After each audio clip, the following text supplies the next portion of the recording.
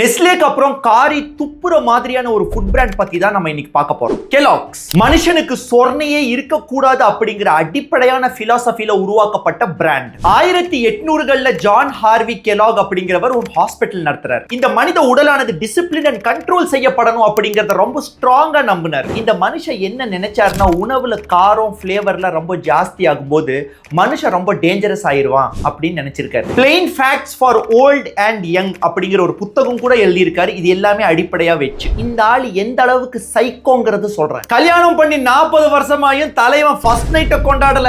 ஏன்னா இந்த மனுஷனை பொறுத்த வரைக்கும் காமம் மனிதனுக்கு தேவையே கிடையாத ஒன்று, அது ஒரு பாவச் செயல் அப்படின்னு சொல்றாரு. அதுக்குன்னு சொந்த புருஷ பொண்டாட்டி கூடியுமா இடிக்குதே. இந்த ஆளுக்கு வில் அப்படின்னு ஒரு சகோதரர் இருந்தார். அண்ணன் ஜான் ஹார்வி கெலாக்ஸ் நடத்துற ஹாஸ்பிட்டல்ல வில் கெலாக்ஸ வேலைக்கார மாதிரி தான் வச்சிருந்தார். எந்த அளவுக்குன்னு சொன்னா, ஹாஸ்பிட்டல்ல டேஸ்டே இல்லாத உணவு பிளாண்ட் ஃபுட் தயாரிக்கிறது இவர் தான். கோதுமை மாவை தண்ணியில ஊற வச்சு அது ஒரு கஞ்சி மாதிரி பண்ணி இதுதான் பரிமாறிட்டு இருந்தாங்க.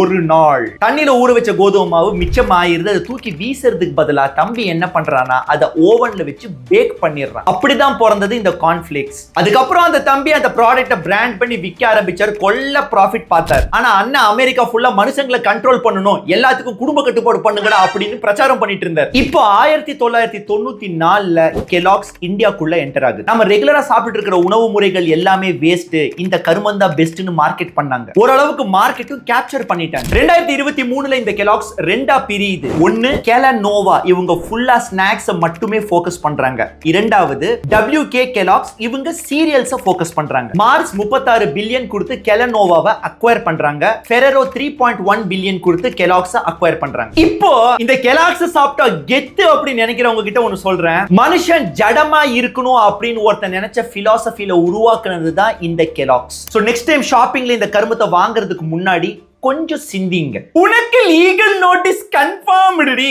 டப்பி சாத்திட்டு கிளம்பு.